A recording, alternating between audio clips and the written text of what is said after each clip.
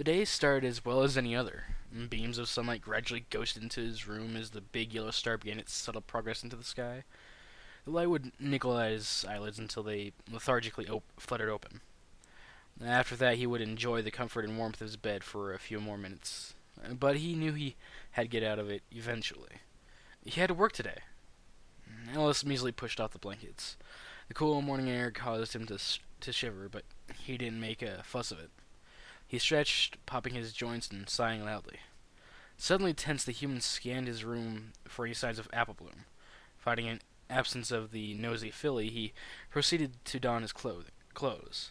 On went his overalls, his coveralls, his t-shirt, his worn socks and shoes, and finally his cap. He took a moment to inspect the position of the sun. He judged that he had a bit of time before he had to jaunt down to Ponyville, so he used it to clean his gun. From a nail embedded in the wall hung the scabbard that held Zoe, and next to it, hanging in a similar fashion, was his machete. From his bed he could see the shimmer of the golden inlay that gave the gun its namesake. He strode towards it and carefully took it out of its sheath. The mithril barrels seemed to have a mystical sparkle to them. Ellis turned it over in his hand, taking in every detail yet again for what seemed like the 100th time. He still couldn't believe he was able to find a way to make something like this in this world, where everything seemed so simple and old-fashioned. Shit, he owed wrought iron and fob a lot of money, and the gal who did the stock, he forgot her name. Ellis didn't necessarily need to clean it, either, but he insisted. It was such a beautiful gun. Why shouldn't it be kept in perfect condition? He opened the breech and threaded the cloth rope through both of the smooth barrels several times over, making sure that all the dust and carbon buildup was wiped clean off of the inside. He did more test firing yesterday with the new shells that Dominic fellow gave to him. The same shells that sat in his pouch, a small old saddlebag that was retailored to fit his form, with a dozen number. With the results he was getting from the target practice, he shouldn't need any more than that. As he tugged the cloth through the gun, though, he found that it came back completely spotless. Last night's polishing yielded only a little black residue. Ellis guessed that Mithril wasn't fond of being dirtied. He smiled as he realized that he was the only human that owned a gun made with an imaginary material. Not imaginary here, he supposed. A lot of things were possible here. Regardless of the redundancy of it, Ellis ran the rope cloth through a few more times. Such a beautiful gun. Reminded him of the girl he named it after, Zoe. He stopped cleaning and slumped his shoulders as a pang of sadness passed over him again. He knew that she was just another thing that he would never see again, on account of him being an equestrian with no means or desire to get back home. Ellis reached for a soft rag and began to wipe the outside surface, purifying all the blemishes it may have acquired in its short existence. As his reverence for the thing grew, so did his guilt of having no means of payment for its creators. He'd pay them back in full, but making this was so much to ask for. Ellis won't be able to pay them back anytime soon. Not to mention he already owed Mayor Mare a good fistful of gold. Well, at least the town was currently in high demand of repairmen ponies, so there was no sort of shortage of work. And since he got paid in cash, so he could just go straight to Fob and all the others and give them a slice of his paycheck immediately. He'd do that for as long as it takes. It's not like he desired anything beyond food, a bed, and bowling. There was a tiny knock at his door, followed by a prepubescent voice. "Ellis, it's time for breakfast." He listened to the sound of Abloom's tiny hooves trotting away. "Well, that's my cue." Ellis stood up and sheathed the gun into its scabbard, but his had stayed fixed on the stock. His hand stayed fixed on the stock. After a moment of spacing out, he let go. The whole moment confused him. He held head and blinked a couple times. Why the hesitation? I guess he felt Zoe would get lonely in his room, all alone. Ellis quietly chuckled to himself, treating a gun it was a living thing. Living in a land of pastel-colored ponies has certainly taken its toll. Still, he felt kind of bad for leaving such a pretty thing to collect dust, even if it was only for most of the day. He took one last look at the shimmering yellow inscription on the stock and quietly promised that he'd be back before she knew it. Then Ellis left the room and closed the door behind him, leaving only silence. Applejack greeted Ellis as he sat down on the table next to her bouncing sister. She had made breakfast again for every pony, save Big Macintosh, who had eaten his own breakfast and set off to work early. He was eager to start finishing up collecting the last of the apples, for harvesting season was quickly coming to a close. Soon the hustle and bustle of cider season would start, and then winter would be trailing close behind it. After breakfast, she'd have to mosey on out to the field as well. The day waits for no pony. Granny Smith snored softly in her rocking chair in the next room. She'd have to wake her up again in a few more minutes and hope that she'd stay awake. Applejack was still puzzled why she asked to be roused from her sleep in the morning.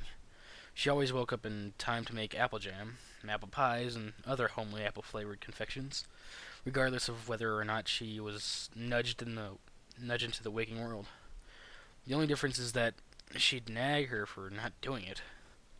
She trotted on over to the breakfast table with a steaming pot and carefully held between her teeth. Its warm scent carried through the room as she sat on the hot pad that kept it from damaging the table. I'm sorry, guys, if I'm stopping a while. I haven't read the chapter myself, so I'm kind of getting into things. Oatmeal's on, every pony! She cheered and plopped a big wooden spoonful of it into Ellis's bowl first. Much to the chagrin of Apple Bloom, she grouched even as her food came to her bowl shortly after. Why does Ellis get his food before me? I was here first. Applejack rolled her eyes. Sis, you know we go from oldest to youngest. That's how it's always been. Why she'd suddenly asked for that now after sharing breakfast with Ellis for the past 2 weeks was another question. She liked to ask, but she concluded that her sister just needed something to gripe about one way or another. But you don't even know how old he is. She pointed her hoof at the human. She was just calmly cooling his oatmeal with his breath, trying to ignore her bickering. Ellis, how old are you? The older sister asked. 26. I'm sorry, people. It's been a while. 26. He clipped and refocused on his food. Appleblom gawked. Applejack, however, could help but chuckle a bit at her little sister's reaction, having her fuss promptly snuffed out. The little filly just shoveled food into her mouth with smoldering chagrin. I don't know how to say that word. My apologies again. For the rest of the meal, the trio ate quietly. After Bloom had swallowed her last spoonful of oatmeal, she washed her dishes, grabbed the sack lunch on the counter that was prepared for her with her teeth, and clopped out of the room. The way these things clop. My fucking head. Don't forget to do your chores before you go off to school, Bloom. Bloom called after her. Her sister only offered an unintelligible grunt as a response before she exited the house via the front door. All that was left was her and Ellis, both scraping the last of their bowls. The human was worryingly quiet. Over the past few weeks, he seemed to talk less and less, probably on account of having less and less to talk about. Sure, his ramblings really weren't something Applejack looked forward to, but it did her good to have some indication of cheeriness from him. In contrast to how he used to prattle, all he really did these days was eat, sleep, and work. He was starting to turn out like Big Macintosh. She loved her older brother, but Tia knows she didn't need another quiet one. She tried to fill the silence with a bit of talk. 26, eh? Eh. Was she Canadian? I reckon you're a bit older than me, heh? Her voice trailed, but she fought to keep the noise going. Less you know, your years are shorter than equestrian years. Then that'd be real confusing. Ellis only nodded as he chewed. Applejack's smile faded to a sober gaze as she stared at the remnants of her breakfast. The two sat in silence for what seemed like an hour. Ellis finally finished his oatmeal, cleared his throat, and spoke. uh, I, I think tonight's the night, AJ. Farm Pony stifled a small gasp. She knew what he meant. She knew this day would come.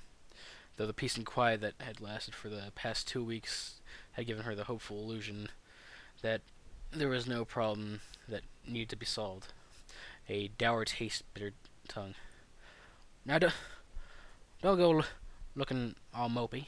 He turned to her with a smirk. We still gotta get through the day first. Seeing Ellis's smile perked her a bit.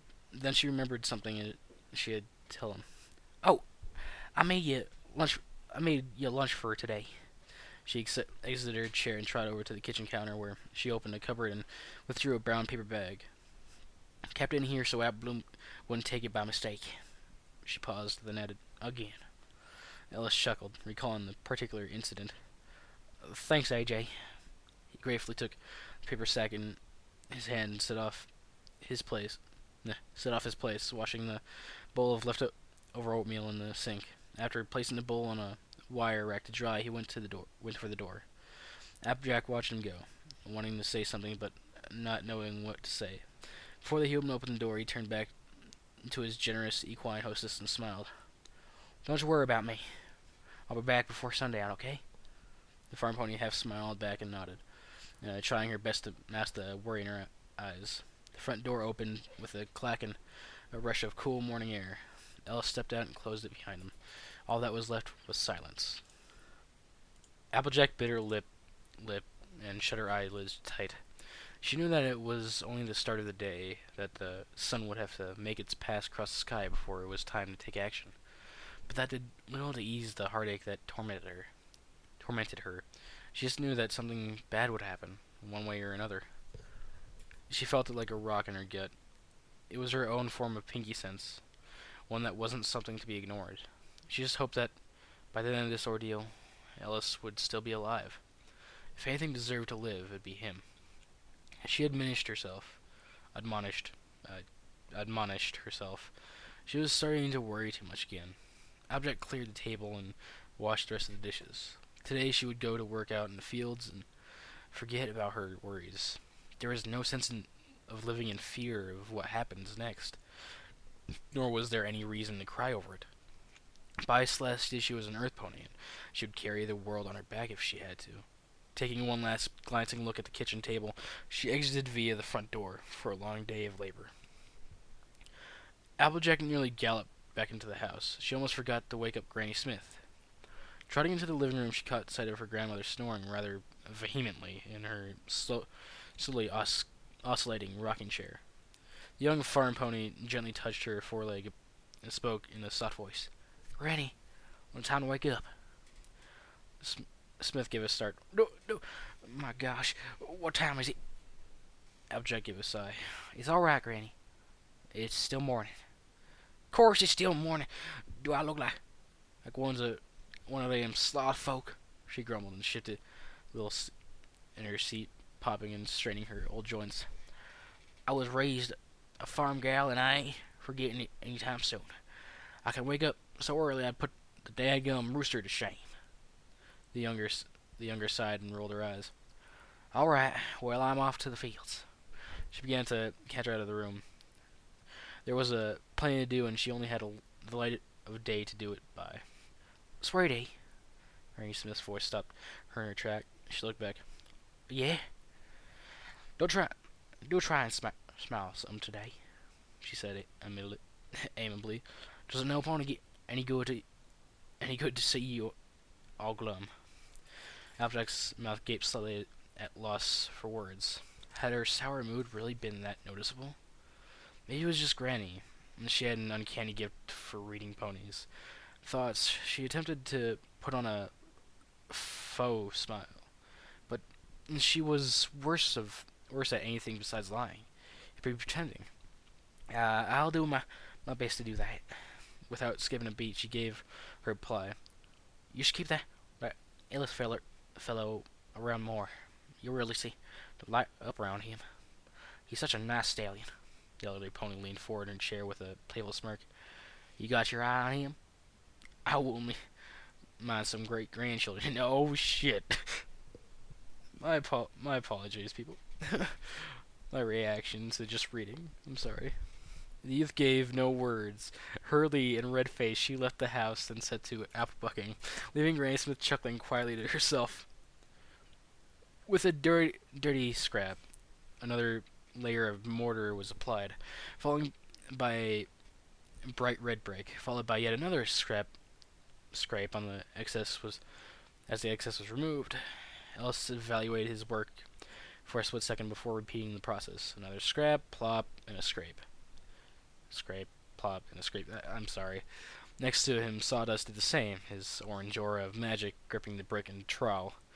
Ballpeen was busy hauling around the materials, his ashen face bright from the exertion. Between the lot of them, it was rather quiet. They weren't know to work in complete silence. Known, there's no end there. Yeah, yeah. Complete silence. Sawdust furrowed his brow in annoyance, deciding to change that. Hey, Ellis. Hmm? The human grunted in response. Got any more cool stories, bro? Ellis exhaled a gush of air and turned his attention inwardly, trying to find something interesting to tell. He looked at the brick in his hand. I can't think of anything myself right now. The Osher unicorn was unconvinced. Horseshoes, man. What about the time in the swamp? I never got to hear the rest of it. You know that with the moonshine? The bipedal returned with a quizzical look. What? I don't remember telling you that one.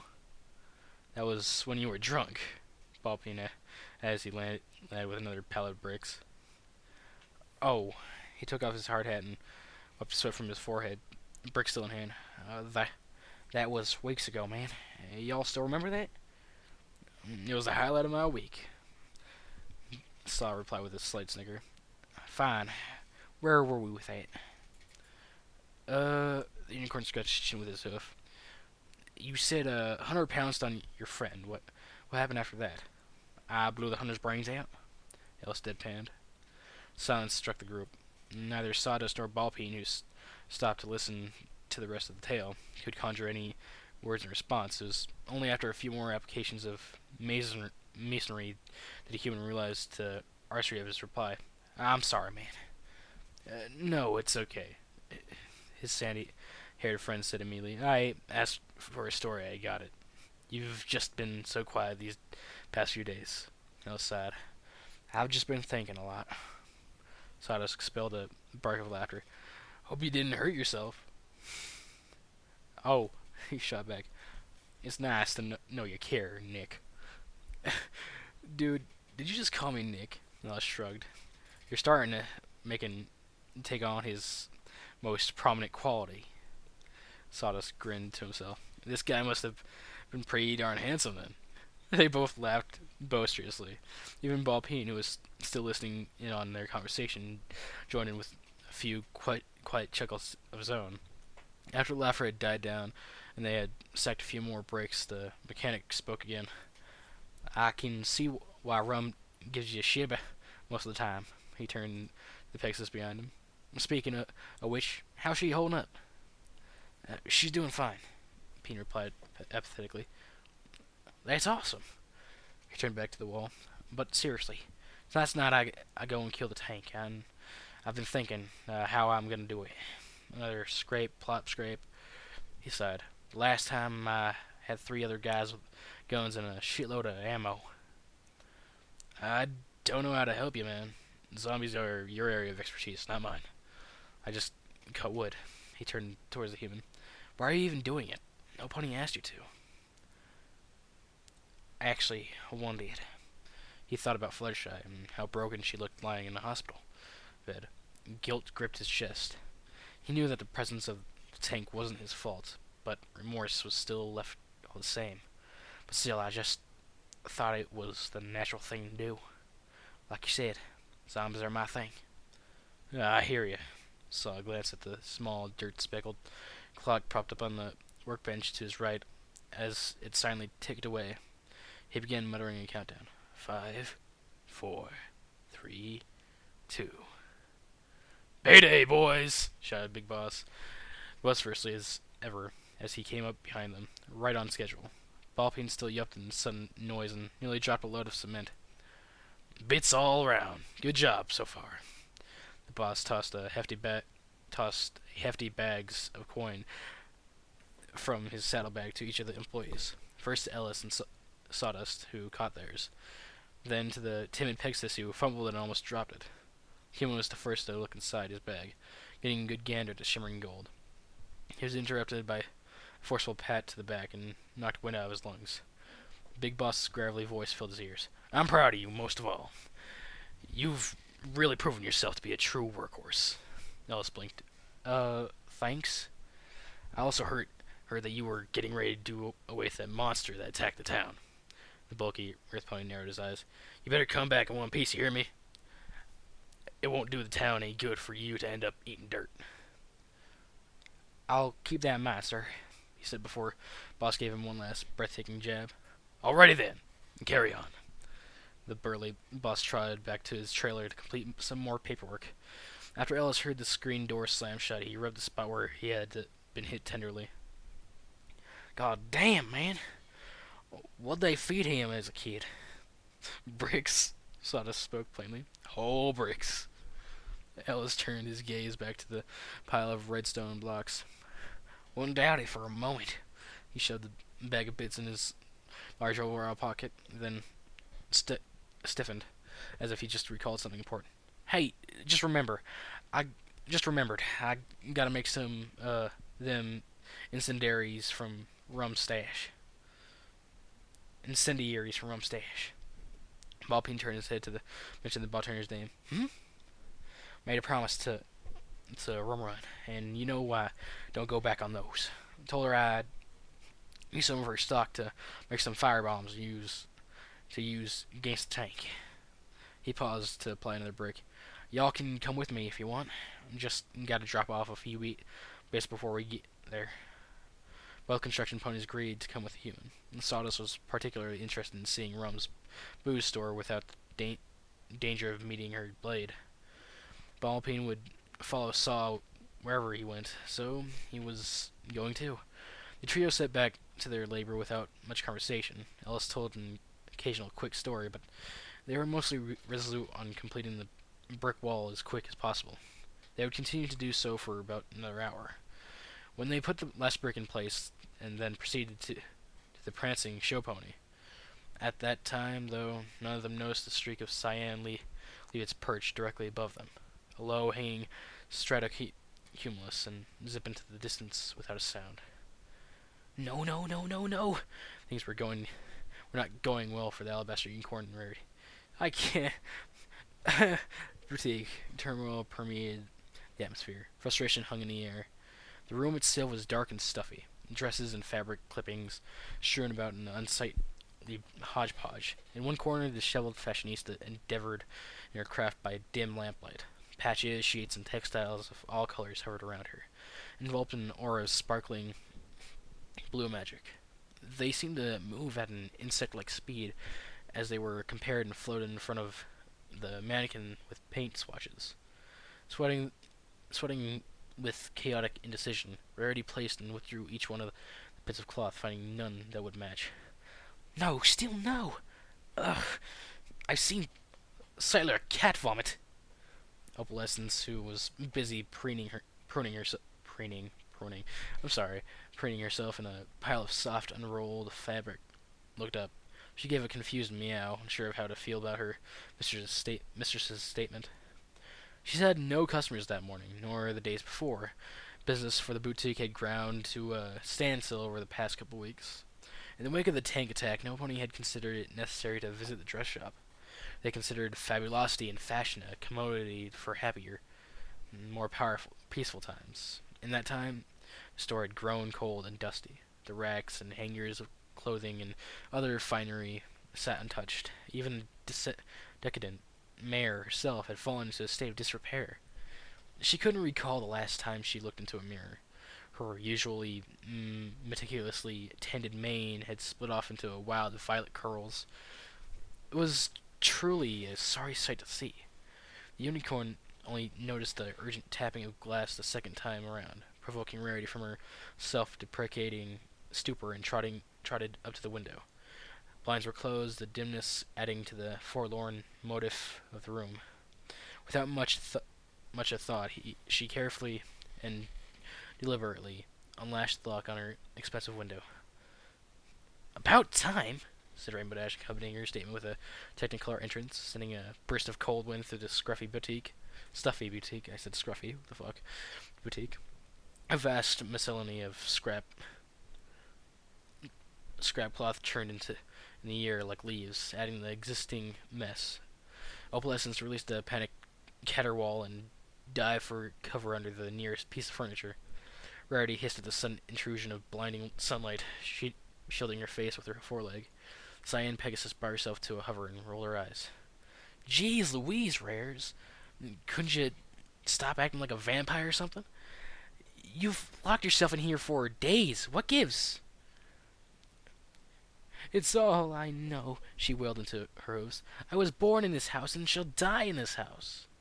Dash merely sighed, used to her friend's overly dramatic antics. "Could you at least try and look like a regular pony?" She bolted into the bathroom and returned with a small mirror. "It's like you took a bath in your own sweat and dived into Cloudsdale again." The unicorn took a mirror with her blue oar and gazed into the reflection surface. Her half-closed, drowsy eyelids shot wide open. Across the land, all ears bore the unholy noise that sounded from Ponyville. It rang out like a high-pitched thundercrack, causing ponies to stop and press their ears to their hooves, stuff them with whatever absorbent substance they could find in a moment's notice, bury their heads under the dirt, anything to deter the screech that assaulted their skulls. Lyra fell out of her own ill-fitting bed and held her head with her hooves, wincing in pain. The sound made the house itself vibrate. From the same bed, Bonbon fell on top of the centaur with a squeak.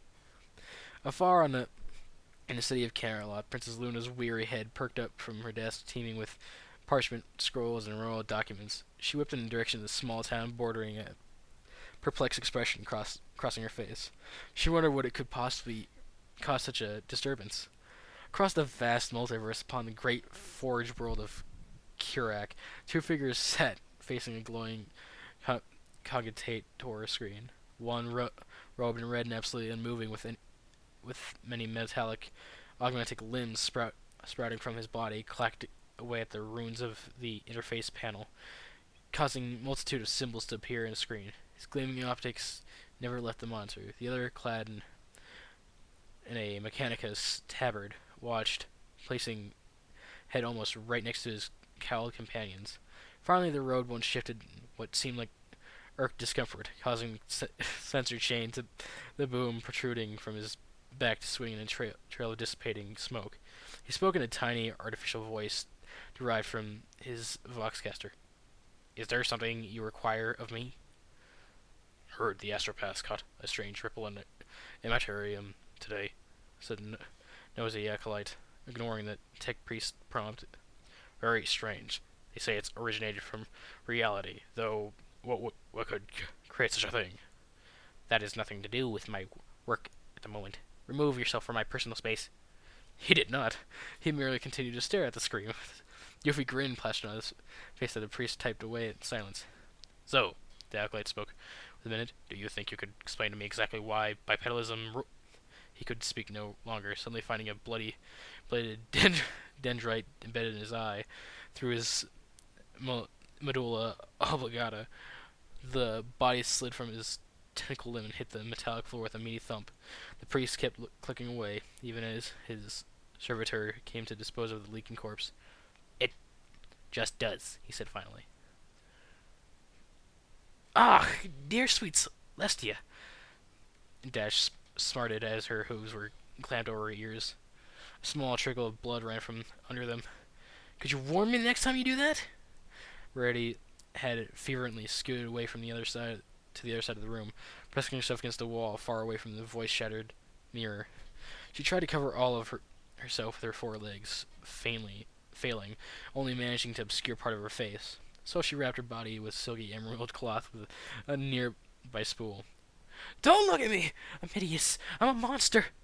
By that time, the Pegasus recovered from her splitting headache and a pain of possible permanent hearing loss. She walked it over the pile of cloth and festering self-loathing and tugged it at one of the edges. "Rarity! Go away!" The cover was pulled closer. Dash flinched for a second. "Rarity?" she huffed. "You know that I of all ponies don't care if you look like a train wreck." In hindsight, not the best choice of words. "Save yourself! Don't suffer on behalf of this abomination any longer." Rainbow Dash grounded her teeth together. "All right, that's it." Flexing her wing muscles, she sped around and around the cloth pile, causing it to unravel along with the torrential chaos the Pegasus made tornado was adding to the room. Once Rarity came floating out of her cloth cocoon, she was swiped up with a blistering speed and carried to the bathroom. Doors slammed and the shower faucet squeaked, carrying additional sounds of violent conflict and painful process from both sides. Steam seeped from beneath the door, with creaked in bulge with the rhythm of the battle. After a minute of this, a moment of silence ensued. Then the bathroom door swung open. Billowing warm mist out walked Rainbow Dash and Rarity, the latter of which looked her normal self, impeccably clean with her grandiloquent curled mane. "There." Dash hovered above her, hooves on her hips. "Feel better?" Even though the dumbfounded unicorn was still trying to figure out how her hoydenish friend managed to compress and meticulous process of styling her compress the meticulous process of styling her hair from half an hour to very least several seconds. She still had the composure to sputter a reply. Yes, I suppose." "Good, 'cause we got work to do tonight." Cyan Pix put up her forelegs and threw a few mock jabs in the air. "We're gonna fight the tank." Rada blinked. "What? Tonight?" "Yeah, heard Ellis talking to his buddies. He says tonight's the night we're gonna kick the monster's oversized butt." The unicorn's heart rate increased and suddenly became a bit harder to breathe. "And you expect me to come with you?" "Well, yeah." She seized her pseudo fisticuffs, gave her sumptuous friend a perplexed look. "I mean, he's our friend now, Rares. Of course we're gonna help him." "It's too dangerous for any of us. We could easily be killed." "Oh, don't tell me you're scared." She let it down to her level. "Remember the first time we all went into the Everfree Forest looking for the elements? You went up and bucked the Manicore in the face. That was different. You weren't there that night." She tried not to recall those images, those emotions, but pictures of yellowed eyes, a putrid drooling maw, the necrotic pusillant skin that all twisted together in a relevant parody of life flashed through her head regardless. She had to concentrate and hold her gut together. The mere thought made her want to purge and meager contents of her stomach. "There are no words to describe just how horrible it was." Dash narrowed her eyes. "Well, I don't care, and you shouldn't either. Who cares how scary it is? All the more reason to come. Ellis is gonna need all the help he can get." Rarity clenched her eyes shut, trying to block out the pervasive shadow of the monster. The very thing had stolen her sleep from the last couple of weeks. How could she possibly build the fortitude to face it again? She was about a humble fashion designer. She had no business with all this monster hunting. I'm sorry. I just can't do it again, Rainbow Dash. I can't bear it." She sullenly trotted over to her paper cake sketch table. "I'm not brave like you. I'm no fearless individual like Ellis. I can't even think about the nightmare anymore." A hump sounded from the Pegasus.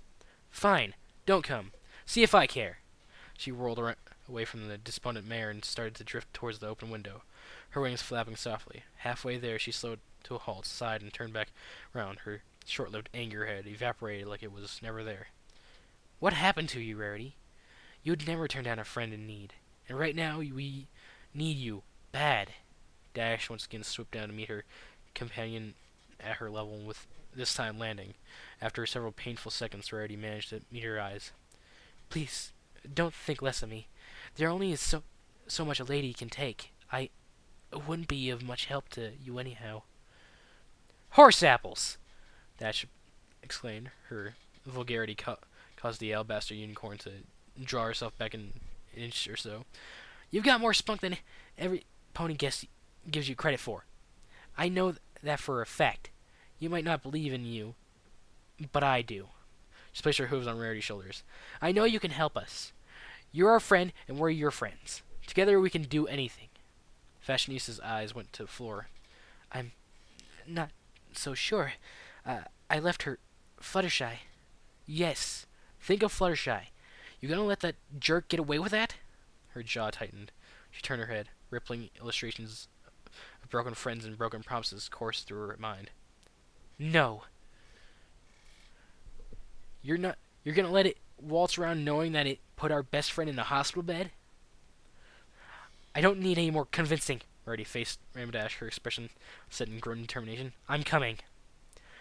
The grin spread across the speedster's face. Atta girl. She moved her hooves from her shoulders and corkscrewed into the air. I already got Twilight coming. Just need to get two more on the team. Unicorn didn't seem to be listening as Dash made for the window once more. We're gonna meet the same path at the edge of the Everfree that goes to the old ruins. You know, the one with the bridge? Before she closed the window, she peeked around for one final question. By the way, have you seen Pinks? She's not in her room. Rarity raised her eyebrow quizzically. I haven't seen her for weeks. Not since that night. Technicolor Pegasus didn't want to hear her to trail off. Well, see you later. She pumped her wings and sped off in a blur of rainbow and another gush of wind, leaving behind an almost closed window. Rarity stood still for another moment, sitting on her haunches, thinking. She thought about the fateful night. She thought about the crushing fear of being near the abomination, how it roared and desolated everything in its path. She thought about Fluttershy and how she put her life on the line for her sake, for the sake of the entire town. Rarity grimaced. She owed it to her friend, to herself, to do nothing less. Not to mention that she had to make sure that Ellis would come out of this ordeal in one piece, so she could truss him up in a peeling tire. that was a promise she had to personally see to. She mentally berated herself for not pursuing the endeavor earlier, with all this free time spent wasting away. Had he been wearing the same set of clothes for these past few weeks? Ghastly! She drifted away from her thoughts and took a look at her chaotic surroundings. This being the first she was lucid in days. The sight made her blanch. I suppose I better tidy up. The hours passed by and the bricks stacked higher. They had the wall repaired by quitting time, earning the trio a congratulatory auditory assault from their boss. After massaging their ears and recovering from hearing damage the second time today, that included the soul-rending shriek of unknown origin from earlier. Ellis, Sawdust, and Ballpeen set out into town together. The first stop was Mr. Fozz's workshop. Being the closest, Pipsqueak was there to greet Ellis as he knocked on the door. The playful Cole had no pirate attire on today, but still spoke in a seafaring dialect. Much to his disappointment, the human was only here to pay his father. Seeing his crestfallen face, Ellis ruffled his brown mane and promised him that they'd play some other time. He entered the shop, spoke with Fob for a couple minutes, and gave him his due. Next up was the woodworker's shop. It turned out that her name was Buckeye. It was such an uncanny name that it baffled the mechanic that he failed to remember it. That, coupled with her uncommon malted brown and black coat and emerald green mane, had Ellis mentally kicking himself for his forgetfulness. She wasn't as warm as much Ponyvillians, but polite nonetheless. Ellis paid her and went back outside, when Saw and Peen were waiting patiently. Last stop was Rum's place, was the smithy. Last stop before Rum's place was the smithy. Entering the Balmy Forge shop, he saw that Raw Iron was out running errands, as the note on the counter declared. Ellis left 15 bits on the counter, scrawling out his name on a piece of paper in his best equestrian, which, given he only started learning a few days ago, was not very legible. His regular handwriting wasn't spectacular anyhow. Finally, they traversed town and arrived at the prancing show pony. Ellis hated walking by here. It was a disheartening sight. The rusted, weathered sign squeaking in the wind, the gaping hole near the door that was boarded up with a slab of plywood. It looked like an ugly stain on the rustic decor, one that bore the aura of pain and strife with a sticky, grimy film. Ballpeen fluttered up to the door. Rom gave me a few things to do with the bar while she was recovering. I usually do them later, but I might as well do them now, if you don't mind, he said while he pushed the door open, courteously beckoning his co-workers to enter first. The tavern interior was even more depressing than the exterior. The place was a complete wreck. Split furniture was strew yeah, around the room. The floor was dotted with massive divots and splinters that the origin of which they knew all too well. The far wall exhibited another hole, similar to the first in size and jaggedness. That too was boarded up with plywood. The hearth sat cold and unused. Black ashes spilled onto the stone surface before it. As the group followed Ballpeen behind the counter, the faded yet still harsh smell of all kinds of alcohol wafted into their nostrils. At the very least, most of the glass had been cleaned up, and to take precedence over the booze. With the absence of rum run, and usual patrons had to find some other place to drink. Hardly any pony had been through the door since. The human and the unicorn followed the achromatic Pegasus as he oversaw various things around the bar. He dusted off the counter and checked the drink stock cabinets, gave the mousetraps once over. Finally, with the addition of a few other things, he made his way to the large wooden trunk by the wall, palpably labeled ice. Ballpeen drifted over and rapped the lid with his hoof twice. Wake up, it's the afternoon already. To add to Ellis's confusion and alarm, the rustle emanated from the icebox. The lid squeaked open, revealing a drowsy, tinted glass pony. Dark liquid visibly sloshed within her as she tossed the lid open the rest of the way and rubbed her eyes. What? She yawned with a strange, fizzy voice. It's like 3 o'clock, Coke. I think it's time for you to get a move on. Fine. She sighed and climbed out of her frozen bed, watery ice slipping down her glossy body. She somehow tidied her red glass mane, shook off the last of the ice, and trotted to the door, her insides splashing about as she moved. Hi, Saw. Hi, Ellis. She bubbled before pulling the entrance open and disappearing behind it. The human's jaw was practically on the floor. How? What? Who? Fuck? He turned to each of his coworkers, face contorted into bewilderment, making wild hand gestures. To say they didn't understand what he was so rustled about was an understatement. Finally, he exhaled and pinched the bridge of his nose, eyes clamped shut. I need a moment here. They all sat in uncomfortable silence, Ballpeen shifting awkwardly and clearing his throat. Breathe in, deep breath out. Wait. Okay, no. Ballpeen shifted awkwardly, clearing his throat, spoke up. It's really not that hard to explain. She's, Ellis held his other hand up, silencing him. Another moment went by. The human took a deep breath in and a deep breath out. Alright, he exclaimed. Moving on. You okay, dude? Silas attempted to press. Moving on. Yours with a wavering smile planted on his face. He placed the balled fist on his hip and raised his other arm, pointing forward. Show us the way, BP. The heavy wooden door groaned open, carrying the warm odors from the dark into the air outside. An oil lamp was first to appear, peeking out from the widening doorway and painting the room a flickering, sunny amber. Ballpeen flapped his wings, hovered inside. Flapping his wings, hovered inside, followed by his comrades.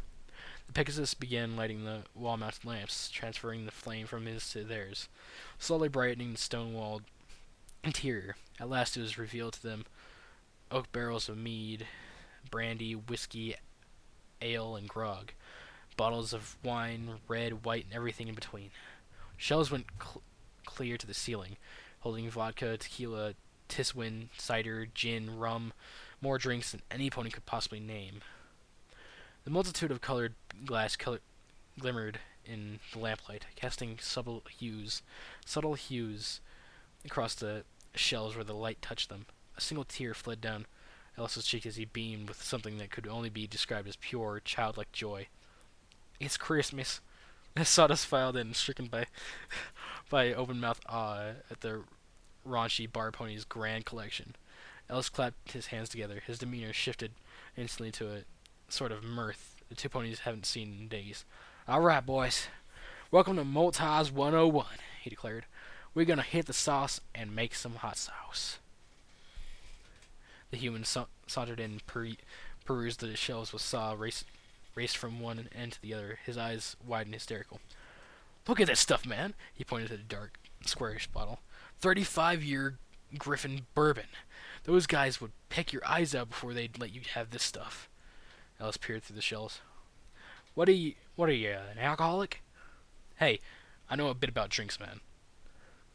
"What's this stuff?" Balpine raised his voice from another part of the cellar, holding a particularly dusty, squat bottle filled with a semi-cloudy, eggplant-colored fluid. "It's like Skulgian." "No way!" The sandy unicorn bolted to where his friend was, in almost an instant, nearly yanking the bottle from Peen's hooves as he with his levitation. "This is a horsic spirit made from herbs and basilisk blood." "Isn't that poisonous?" "Not if you do it right. But no pony knows how to do it anymore. This must be hundreds of years old." He carefully placed the bottle back on the shelf. Where the hell did Rum get all of this?" Ellis called. Some pony says that she used to be a smuggler, the seafaring kind. She knew how to get past any customs, taxes, and restrictions the world over. Had her own ship, her own crew." Balpine started to shift uncomfortably again. "Don't you think that's a bit, out there?" "You tell me." Saw smirked at his friend. "You've been sitting in here at her side at the hospital every chance you get." While Balpine's face was noticeably pink, Ellis squinted at a few more labels, trying to make them out as best as he could. She never struck me as the kind of gal who's been living quietly all her life. That'd be a pretty freaking awesome if it was true." After passing a few more shelves, he gave a trying to decipher the obnoxious question characters. "All right, y'all gonna have to help me with this. I can't read for shit." The human whirled around and faced his quadrupedal companions. "We're gonna need vodka or some other strong drink. So try and find some bottles that can be tied and hung on a belt. Peen, you know more about where Rum keeps her stuff around here. Find a bowl, a couple of dishcloths, and sugar." When the two were dispatched, Ellis spied a small table and stool in the corner of the room. He dragged them out into the open and brushed off the substantial layer of dust on the table's surface, which immediately sent him into a small coughing fit. As he cleared the air in front of his face with his waving hand, Sawdust came trotting back in with two bottles held in an aura of red-orange. They were a bit slender for his liking, but they both had a deep-edged crevice that stretched all the way around the bottle. Before the upper half dramatically tapered off into the neck. Ellis imagined he could string around that and hook it to his belt. The crusty, tan-bordered label was so worn that he couldn't make out half the words even if he could read them. Perfect. He removed the bottles from the air. The levitation glow disappeared. The human turned them in his hand and scrutinized them. "This seems like real fancy stuff." "Yeah," Saw agreed. "Bit of a waste, but at least I don't drink vodka. Makes me sick."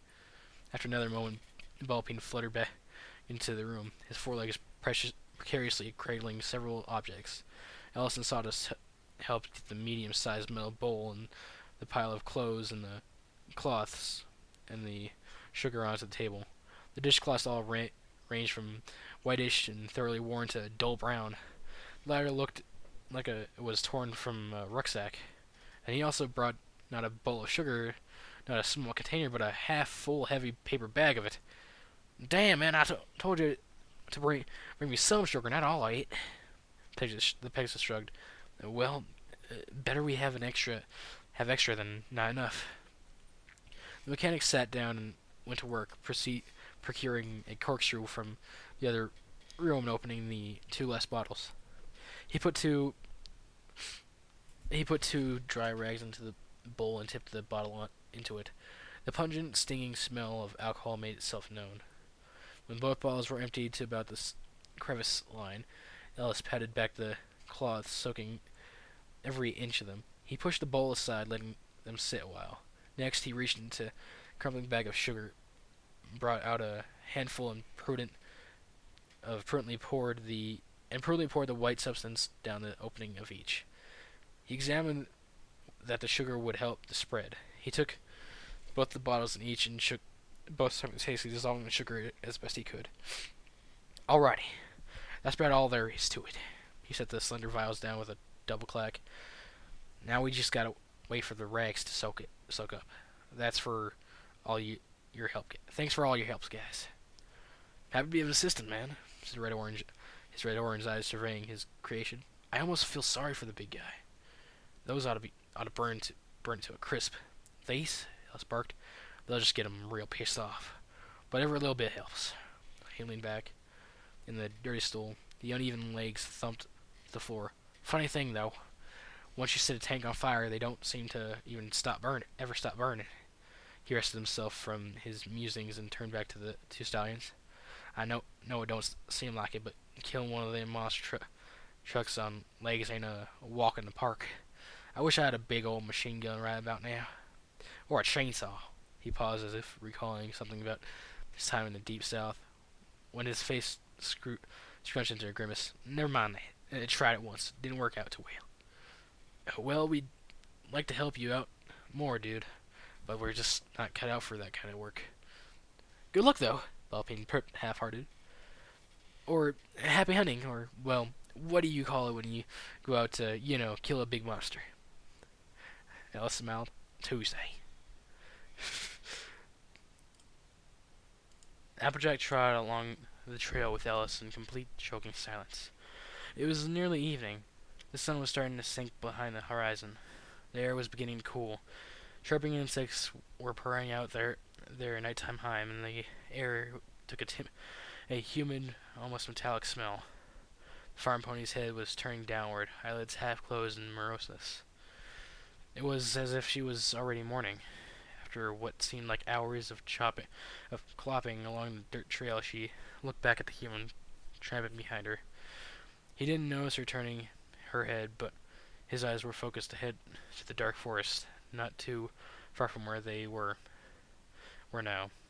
His machete scabbard was slung over his right shoulder, his shotgun over his left. The crisscrossing strap formed an X over his iconic t-shirt. On his belt was a pouch which held Dominic's shells. Next to that, on the other side of his hip, were two clear, clinking bottles, their mouths stuffed with drooping rags. She was watching as he prepared back at her house. She saw him put the lighter and the adrenaline shot in his pocket. He carried nothing else, save the clothes on his back and a hat on his head. Honest as Celestia, seeing him all dressed up like that it frightened Applejack to her core. This was the Ellis she was afraid of. This was the Ellis that fled through her mind when he first whipped out that machete the day she first met him. This was the grim, fate-tossed, zombie-slaying Ellis that, through a relentless will to survive, a handful of lost souls, and the purest of dumb luck managed to hack and shoot his way through miles upon miles of blood, rain, bombs, and infected flesh. This was the Ellis the mayor hoped she'd never have to see again. But fate still called him to put one last tortured being to rest. Applejack turned back to the path ahead. She had to be strong. She had to be brave. She wasn't about to let this last obstacle stare her down and make a fool out of her. She would see that Ellis got through this whole ordeal alive, if it was the last thing she did. The orange mare nearly fell over when she realized her hooves were touching the rickety surface of the old bridge. She drew herself from her distracted thoughts and cleared her throat. Well, here we are. Ellis took a look around at the imposing dark tree line that lay before them. Shadow hung around it like a fog, swallowing the sunlight. Thick, twisted vegetation, the sort that appeared almost alien to the human, reared over the burbling stream like a glistening open maw. Usually squawks and screeches would be baying forth like a plain song, but for the past few weeks an eerie silence had taken hold of it. It was as if the forest itself was holding its breath in fear, hiding from a massive predator, as if even the smallest sound would bring about its doom. Applejack could feel the forest's terror prick at her skin. The human paced past her, pulling out his shotgun from his pouch. He withdrew two milky shells, opened the barrel, thunked them in, and closed the gun like an echoing clack. "Thank you kindly, AJ." He half smiled. "Well, see you later. I'll be back around midnight." Whistling, save me some sugar, he began to nonchalantly promenade over the creaking wood of the bridge. It took Applejack nearly 4 seconds for her brain to catch up with her. Wait, what? Indignation flared in her chest as she galloped and put herself between Ellis and the forest. "Just where the hay do you think you're going, mister?" "Well, what do you think?" he gestured. "I'm off to kill me a big old zombie." He tried to take another step forward, but the farm pony's hoof slammed down in his intended path, blocking him. "All by yourself? I don't think so." Ellis scowled and let his arm rest at his side. "Don't make this any harder than it has to be." "How it has to be? I'll tell you how this is gonna be." She raised her voice. "I'm coming with you, and that's that." The human put his hand to his forehead and sighed. "Look, this ain't..." Something that sounded like a whistling blimp came from behind, interrupting Ellis and causing both of them to wheel around. In the center of the slightly singed circle stood Twilight Sparkle and Rarity. A faint residue of lavender still hung around them. Are we here on time?" Librarian said to herself, peering around aimlessly before catching sight of Dew at the bridge. She smiled and waved heartily. "Ellis! Applejack!" "Oh, shit. Good to see you. Good to see you, darling." Vociferated. Can't say that word. Vociferated Rarity as she trotted to the all-tall bipedal alongside her friend. "Is it working well for you? The holster, that is." It's fine. It's fine, really. But this ain't gonna work out." "What isn't? What isn't?" queried Twilight. "Did we forget something?" "No, it's..." Applejack intervened. "This here blah kid is gonna get going all alone." "What? Ludicrous!" "Alright, now y'all just listen here," Ellis shouted over them. "Yeah, I'm going in alone. Without y'all. That's the end of it. Go home. Goodbye." The human began stomping across the bridge and towards the forest, gun in both hands.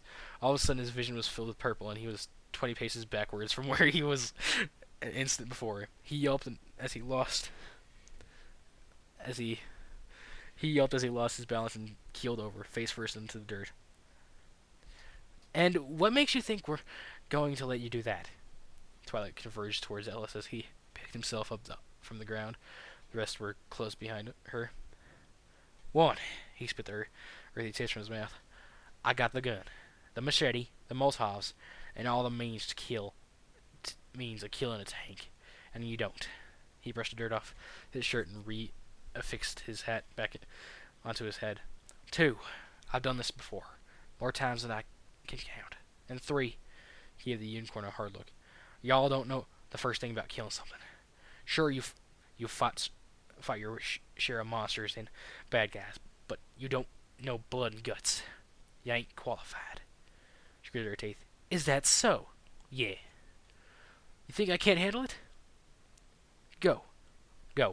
Head in. Go and tell me the last time you shot a monster dead."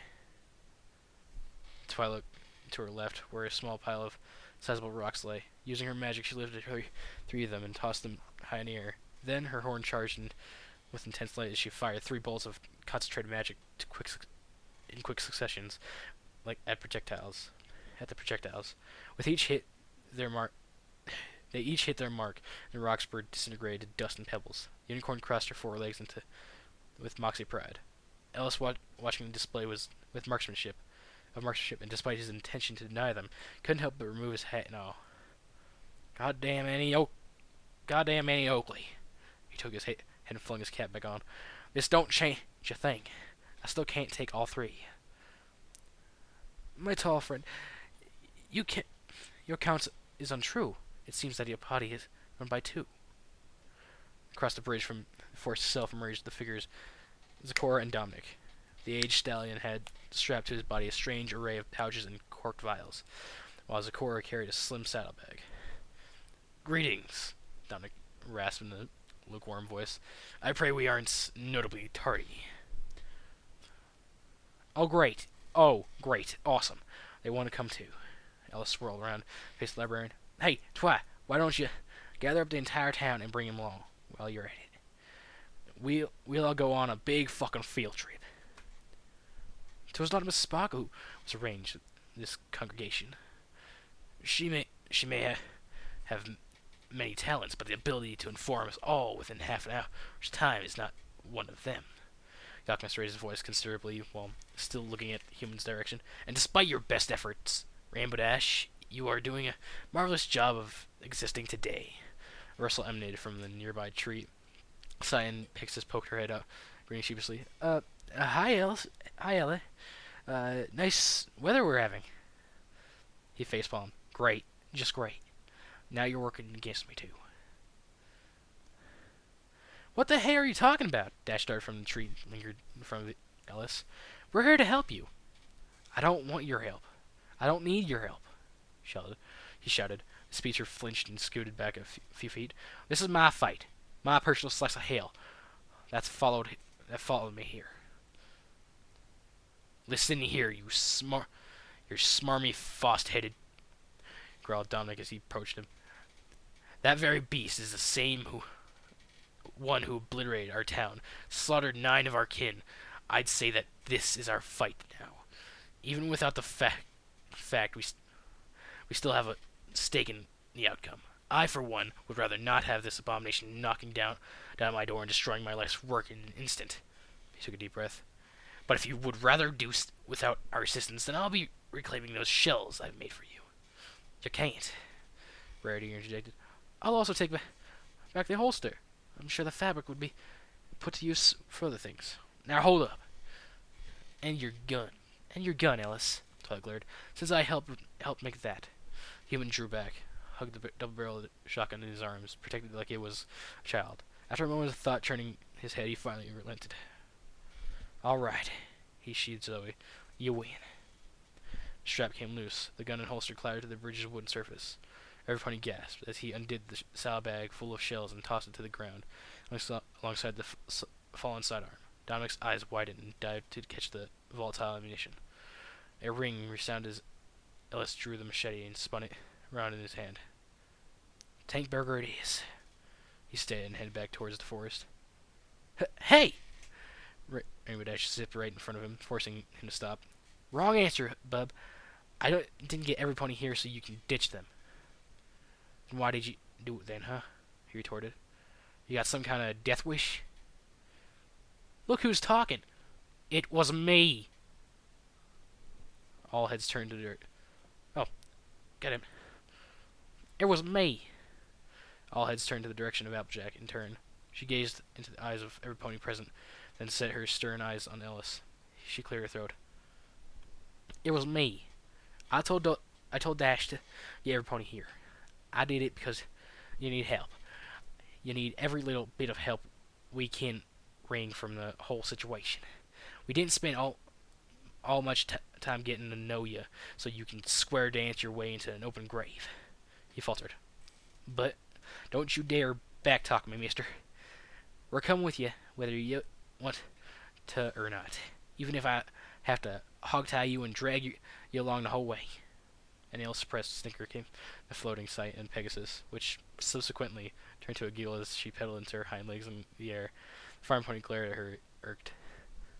Sorry, she gets between laughs. That looked funny in my head. Another moment passed. Ellis exhaled audibly and sank to his knees. He planted the tip of the machete into the wood and leaned it on it. It's just that you guys have put up with my shit longer than my own mom would be willing to do. Y'all are calling me your friend, even though none of you never seen a human before. And just 2 weeks ago, I was the one who put the entire goddamn town in lockdown because of me being so damn big and scary. God, we hardly know each other. I've done nothing to deserve all that you've done for me. He looked at Twilight. I didn't mean all that shit about you girls not being good enough to help me. I think y'all can hold your own against the monster. It's just, about 5 months ago, I was stupid as can be, and I got my best friend killed because of it. Ellis, Upjack scolded. I thought we talked about this. That wasn't your fault. That don't matter, he shouted over her. She was stuck wordless. All I'm saying is, I don't want me being stupid to be the death of you all. He stood up. Each one of you. You've got your whole life ahead of you. Me? I've been living on borrowed time. I knew these zombies would kill me one day. In a way, they already have. And this one's come back to finish the job. Well, if that colossal brain-dead zombie wants to take me down, then I'm dragging his fat ass to hell with me. All was silent, save the sound of the human's heavy breath and the gurgling stream below, the whisper of the wind and the rattle of the grass. The object bowed her head, adjusting her Stetson upon her crown, and spoke deliberately. Ellis. He met her gaze with her own. Yeah. Flynn looked long into his pupils, taking in his expression, his conviction, his stubborn determination to whatever he feels is fair and just. She met his demeanor with her own, matching the force of her soul with her voice, pouring every inch of her being to one last statement, one that would break his will, one that would ultimately save his life. This is the biggest load of horse dish I have ever heard in my entire life. A smirk grew on his face as he slipped his blade back into its place behind his back. It was worth a shot. As if, Dash said, excitement surging through her blood. She spun through the air as Ellis picked up his shotgun, muttering a silent apology for the way he treated it, and slung it back over his shoulder. The rest of them buzzed with the same jubilation, mixed with a bit of relief as the human went to pick up the pouch of shells, and Evan Hoof caught his hand. He took it. He looked up. His eyes met the cold, ultramarine stare of Dominic. Don't you ever think about handling these so flippantly again, he hissed. Especially not around me. I would much prefer my skin intact and not completely melted off. Okay. He stood up, shot the pouch, and addressed everyone present in a loud voice. All right, kiddos. All aboard for one-way ticket to the possibility of a painful death. He withdrew his shotgun once more and gripped it eagerly. I hear hell is nice this time of year. Our duties and deeds carry us to and fro, Zakora contributed. If that is our path, then to hell we shall go. I believe it is much like your homelands, Cora, Dominic commented sardonically. Miles of empty plains and not a drop of courtesy for the locals. The zebra's eyes twitched. Or perhaps it is more akin to your lair, a stench-ridden place of untidy affair.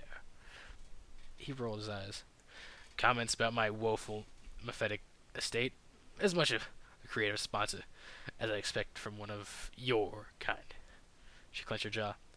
Sour wash rag, strip Jezebel, crusty relic, blithering ham, decrepit hackney, hoodoo flinging Stop it, both of you! Harumph. They both turned away from each other as Twilight silently faced Swift. After another short while, she turned to the human. All right, Alice. Lead the way. He saluted. With pleasure. He set off across the bridge with Applejack. Twilight, Rarity, Rainbow Dash, Zakora, and Dominic in tow, ready to face whatever danger awaited them never forced. Twilight tried across the lead, striking up a conversation with the biped as their voices were slowly swallowed by the forest thick canopy and growing darkness. So, how are we gonna find it? We'll just keep on walking until we bump into our little friend. That's it? Don't you have a plan? Don't you have any foolproof way of finding that and getting it for good? He chuckled. girl, you got a lot to learn about zombie killing.